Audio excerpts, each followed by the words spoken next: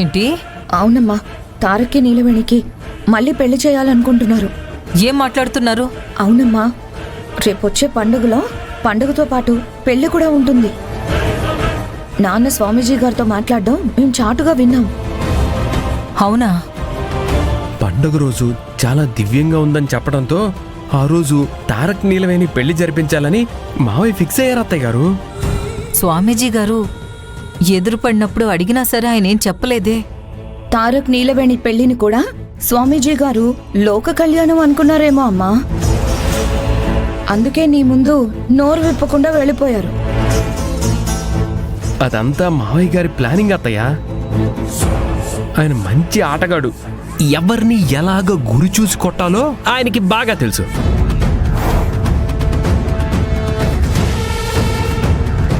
పైకి కనిపించరుగానే అందరినీ చెడుగుడు ఆడేసుకుంటారు. మీకు చెక్ పెట్టాలని చూస్తున్నారు. ఆయన ఏం చేసినా ఈ పెళ్లికి నేను ఒప్పుకుంటానా ఏంటి? ఒప్పుకోవద్దమ్మా, వెంటనే వెళ్ళి నాన్నతో ఈ పెళ్లి ఆపేయమని చెప్పేసే. అవును అత్తయ్య గారు, ఇక అంతా మీ చేతుల్లోనే ఉంది. పదండి అత్తయ్య గారు. ఆగండి.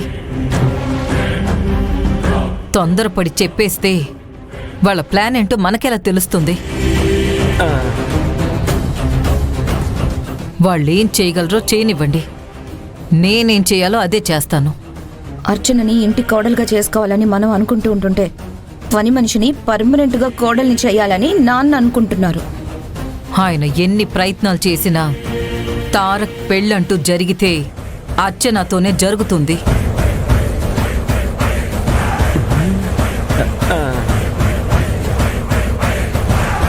మీరేం ఆలోచించకండి. మీ నాన్న ప్లాన్ ఎలా తిప్పికొట్టాలో నాకు బాగా తెలుసు.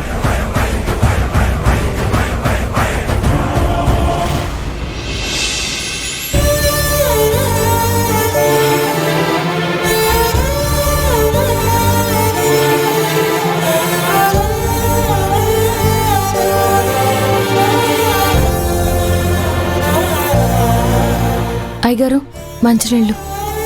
అదేంటమ్మా, నేను అడగలేదు కదా. ఇక్కడ ఎవరిని ఎవరూ అడగరు. ఎవరి అంగీకారం ఎవరికీ అక్కర్లేదు కదా అయ్యగారు.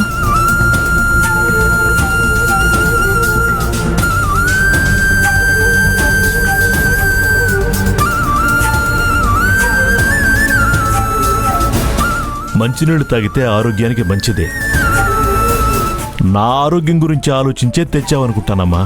ఇలాగే నా జీవితం గురించి కూడా ఆలోచించే తారక్ సార్తో మళ్ళీ నా మెళ్ళో 3 ముళ్ళు వేయించాలనుకుంటున్నారు అయ్యగారు. ఆల్రెడీ నీ మెళ్ళో పడిన పసుపు తాడికి అర్థం చెప్పాలనుకుంటున్నానమ్మా. మళ్ళీ తప్పు జరుగుతుందేమో అనిపిస్తుంది అయ్యగారు. ఆయన మొదటిసారి తాళి కట్టినందుకే ఇన్ని సమస్యలొచ్చాయి. నా వల్ల మీకు మనశ్శాంతి లేకుండా పోయింది. ఈసారి తాళి కడితే ఇంకెన్ని ఇబ్బందులు వస్తాయో ఆలోచించారా? అలా ఏం జరగదమ్మా. మొదటిసారి నా కొడుకుని మెళ్ళో తాళి కట్టడం వల్ల మంచి జరిగింది. తారక్ తన గతాన్ని మరిచిపోయాడు, మంచివాడిగా మారాడు. నాకు నచ్చినట్టుగా బిజినెస్ పనులు చూస్తూ సంతోషంగా ఉన్నాడు. మందులో మునిగిపోయిన వాణ్ణి నువ్వు మా లోకంలోకి తీసుకొచ్చావు. అలాగే మీ ఇద్దరూ కలిసి ఉంటే మీ ఇద్దరి భవిష్యత్తు ఎంత బావుంటుందో నేను ఊహించగలను. పైగా స్వామీజీ కూడా చెప్పారు కదమ్మా, మీ ఇద్దరి జాతకాలు అద్భుతంగా కలిసాయని. ఊరి జనం ముందు భగవంతుడి సాక్షిగా మీ పెళ్లి జరిగితే ఈ ఇంట్లో నీకు అడ్డు చెప్పేవారే ఉండరు. తారక్ నీకు కంపెనీ బిజినెస్ పనులు కూడా అప్పజెప్పి ఆఫీసులో పరిస్థితులు మారిపోయేలా చేశాడు. నేను మీ పెళ్లి కూడా చేసేసి ఈ ఇంట్లో పరిస్థితులు కూడా మార్చాలనుకుంటున్నానమ్మా. ఇప్పటికే ఈ ఇంట్లో నా పరిస్థితి ఏమీ బాగోలేదయ్య గారు. ఇంతకంటే బాధలు నేను పడలేను. ఇక్కడికి ఎలా వచ్చానో ఇప్పుడు ఏం చేస్తున్నానో అంతే చాలు. నన్ను ఇలాగే ఉండనివ్వండి. స్వామీజీ చెప్పిన ప్రకారం మీ పెళ్లి జరిగితే తారక్ నీతో బావుంటాడమ్మా. నువ్వు కూడా ఇలా పనిచేసే మనిషిలా కాకుండా ఇంటి కోడలుగా ధైర్యంగా ఉండొచ్చు. ఏ కష్టం రాకుండా చూసుకోవడానికి తారక్ ఉన్నాడు. నేను కూడా నీకు కన్న తండ్రిలా అండగా ఉంటానమ్మా. ఒక్కసారి ఈ ఇంటి గురించి ఆలోచించు. వద్దయ్య గారు, ఈ ఇంటికి మంచి జరిపించాలని నా బతుక్కి చెడు చేయకండి. అయ్యో, అంత మాట అంటావేంటమ్మా? క్షమించండి అయ్య గారు.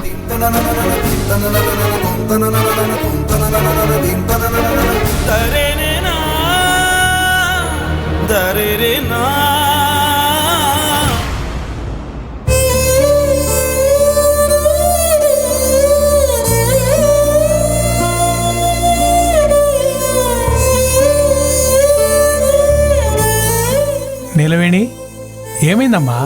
మళ్ళీ దేని గురించి ఆలోచిస్తున్నావు? ఎక్కడా లేని విడ్డూరం అంతా నా జీవితంలోనే జరుగుతుందన్నా. దేని గురించి అంటున్నావమ్మా? అయ్యగారు నాకు తారక్ సర్కి పెళ్లి జరిపిస్తామంటున్నారన్నా. అయ్యగారు ఎందుకలా చెప్పినట్టు? మీ ఇద్దరికి ఎప్పుడో పెళ్ళైంది కదమ్మా, మళ్ళీ పెళ్ళేంటి? అదే అన్న నేను అడుగుతున్నాను. కానీ ఈసారి పెళ్లి జరిపిస్తే మా ఇద్దరి మధ్య ఏ సమస్యలు ఉండవు అని సర్దుకుపోతాయని స్వామీజీ గారు చెప్పారంట. అందుకే అయ్యగారు ఈ నిర్ణయం తీసుకున్నారు. అయ్యగారు ఎందుకు ఇలా చేయాలనుకున్నారో ఆలోచిస్తుంటే ఇప్పుడు నాకు అర్థమవుతుందమ్మా. ఏంటన్నా? చిన్నయ్య గారు అమ్మగారి మీద కోపంతో నీ మెళ్ళలో తాళి కట్టారని, అసలు జరిగింది పెళ్ళే కాదని, నువ్వు ఈ ఇంటి కోడలు కాదని ఈ ఇంట్లో అందరూ అంటుంటారు కదా. వాళ్ళ నోరులు మూయించడానికి ఇలా చేయాలనుకున్నారేమో. అన్నా, అప్పుడు తారక్ సార్ నా మెళ్ళలో తాళి కట్టినందుకే నా జీవితం నవ్వుల పాలయ్యి ఇలా మలుపు తిరిగిందన్నా. 6 నెలల తర్వాత ఈ ఇంటి నుంచి వెళ్ళిపోదాం అనుకున్నాను. కానీ తారక్ సార్ చేతికి గాయం అవ్వడం, ఆయన నాకు ఆఫీస్ బాధ్యతలు అప్పగించడంతో ఎటూ తేల్చుకోలేని పరిస్థితుల్లో ఉండిపోయాను. మళ్ళీ తల వంచి తాళి కట్టించుకోమంటే మాత్రం నా వల్ల కాదన్నా. అమ్మా నీలవేణి, నీ అనుమతి లేకుండానే నీ పెళ్లి జరిగిపోయిందని నీ కోపం ఉండొచ్చు, కానీ చిన్నయ్య గారికి నువ్వంటే ఇష్టం. చూసావుగా, నిన్ను ఏ స్థాయి నుంచి ఈ స్థాయికి తీసుకొచ్చారు. పెద్దయ్య గారు మీ పెళ్లి గురించి ఇంకెవరూ మాట్లాడకూడదని ఈ నిర్ణయం తీసుకుని ఉంటారు. ఇప్పటికైనా అంగీకరించమ్మా. చిన్నయ్య గారు నీ మెళ్ళో తాళి కడితే స్వామీజీ గారు చెప్పినట్టు అంతా మంచి జరుగుతుంది. లేదన్నా, నా మనసు ఎందుకో ఒప్పుకోవట్లేదు. నేను ఎప్పుడోసారి ఈ ఇంట్లో నుంచి వెళ్ళిపోవాల్సింది. నేను చెప్పాల్సింది చెప్పానమ్మా. ఒకసారి నువ్వే బాగా ఆలోచించి నిర్ణయం తీసుకో.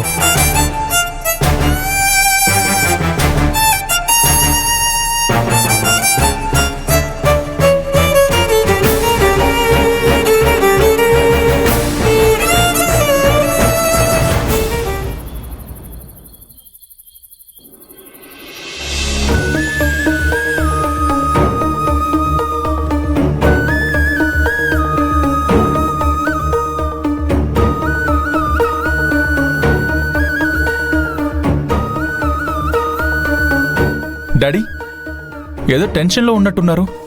ఏం లేదు తారక్, నీ పెళ్లి గురించే. అసలు దాన్ని పెళ్లి అని ఎవరూ అనుకోవట్లేదు కదా డాడీ.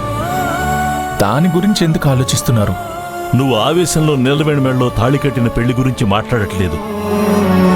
జాతకాలు చూసి బంధువులందరికీ ఇన్విటేషన్ ఇచ్చి ఆడంబరంగా అగ్నిసాక్షిగా పెళ్లి చేసుకుంటారు కదా, అలాంటి పెళ్లి గురించి చెప్తున్నాను. అవును డాడ్, నా పెళ్లి అలాగే జరగాలని మీ ఆవిడ ప్లాన్ చేసింది కదా. కానీ నేనే అర్చనని తప్పించుకోవడానికి అద్భుతమైన పెళ్లి ఏర్పాట్లను కూడా లెక్క చేయకుండా నీలవేణి మెల్లో తాళి కట్టాను. నా నిర్ణయం నీలవేణి కూడా ప్రశాంతత లేకుండా చేసింది. అందుకే ఈ డాడీ నీకు మళ్ళీ పెళ్లి చేయాలనుకుంటున్నాడు తారక్. నువ్వు కోరుకున్న అమ్మాయితో నీకు నచ్చినట్టుగా పెళ్లి చేయడానికే ప్లాన్ చేస్తున్నాను. కానీ అది జరిగే పని కాదు డాడీ.